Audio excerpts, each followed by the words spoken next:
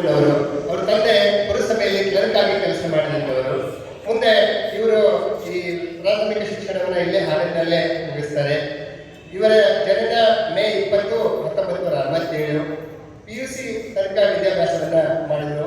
ಮುಂದೆ ಕುಟುಂಬದ ನಿರ್ವಹಣೆಗಾಗಿ ಒಂದು ಖಾಸಗಿ ಉದ್ಯೋಗವನ್ನು ಮಾಡ್ತಾ ಮುಂದುವರಿತಾ ಇದ್ದಾರೆ. ಅದ್ರ ಜೊತೆಗೆ ಪ್ರವೃತ್ತಿಯಾಗಿ ಅನೇಕ ಕಲೆಯಿಂದ ಅವರು ರೂಢಿಸಿಕೊಂಡಿದ್ದಾರೆ. ಬಹಳ ಸ್ನೇಹಜೀವಿ, ಸಹೃದಯಿ, ಮತ್ತೆ ಏಕಪಾತ್ರಾಭಿನಯದಲ್ಲಿ ನಟರಾಗಿ ಅವರು ಅನೇಕ ಜಿಲ್ಲಾ ಮಟ್ಟದ ರಾಜ್ಯ ಮಟ್ಟದ ಪ್ರಶಸ್ತಿಗಳನ್ನು ಕೂಡ ಪಡೆದುಕೊಂಡಿದ್ದಾರೆ. ಜಿಲ್ಲಾ ಕಲಾಬಳಗ, ಸಾಹಿತ್ಯಗಳ ಕಲಾವಿದರ ಬಳಗ, ರಂಗತರಂಗ ವೇದಿಕೆ, ಸ್ನೇಹ ಕಲಾವೃಂದ, ಚೌಡೇಶ್ವರಿ ಕಲಾಬಳಗ, ಸಂಸ್ಕಾರ ಭಾರತಿ ಮುಂತಾದ ಸಂಘಟನೆಗಳಲ್ಲಿ ಅವರು ಸಕ್ರಿಯವಾಗಿ ಪಾಲ್ಗೊಳ್ತಾ ಇದ್ದಾರೆ. ಭಾರತೀಯ ಜಯದೇವನ SRK ಕರಾವಳಿ ಕಲಾಬಳಗದಲ್ಲೂ ಕೂಡ ತಮ್ಮನ್ನು ಅವರು ತೊಡಗಿಸಿಕೊಂಡಿದ್ದಾರೆ.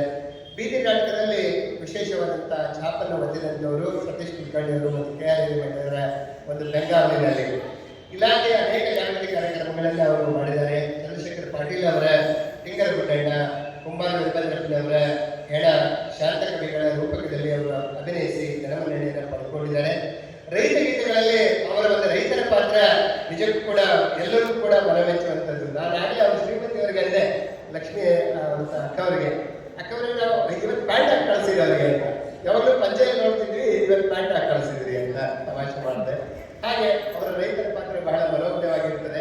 ಅಷ್ಟೇ ಅಲ್ಲದೆ ಅವರ ಸಾಯುವ ಆಟದಲ್ಲಿ ಆ ಹಸಿವಿನ ಪಾತ್ರವನ್ನ ಬಹಳ ತುಂಬಿ ಅವರು ಅಭಿನಯಿಸಿದಂತ ನಾವು ನೋಡ್ತೀವಿ. ಎಂತ ಒಬ್ಬ ಸಾಮಾನ್ಯರ ಕಣ್ಣಲ್ಲೂ ಕೂಡ ಕಣ್ಣೀರು ಬರ್ತದೆ ಆ ಸಾಯುವ ಆಟ ನಾಟಕದಲ್ಲಿ ನೋಡಿದ್ರೆ. ಅಂತ ಒಬ್ಬ ಬಹುಮುಖ ಪ್ರತಿಭೆ ಅವರು. ಇನ್ನು ಸಿನಿಮಾಗಳಲ್ಲಿ ಕೂಡ ಅಭಿನಯ ಮಾಡಿದ್ದಾರೆ. ಪೂಜ್ಯರಾದಂಥ ನಮ್ಮ ಹಂಗಲ ಶಿವೇಗುಗಳ ವಿರಾಟಪುರ ವಿರಾಗಿ ಸಿನಿಮಾದಲ್ಲಿ, ಆಮೇಲೆ ಕಥೆಯಾದ ಕಾಳ, ಇತ್ತೀಚೆಗೆ ಬಂದಂಥ ಸಾವಿತ್ರಿಬಾಯಿ ಫುಲೆ ಅದರಲ್ಲಿ, ಸತೀಶ್ ಕುಲಕರ್ಣಿ ಸರ್ ಅವರ ಒಂದು ಪ್ರೋತ್ಸಾಹ ಜೊತೆಗೆ ಅವರು ಸಿನಿಮಾ ರಂಗಕ್ಕೂ ಕೂಡ ಕಾಲಿಟ್ಟಿದ್ದಾರೆ.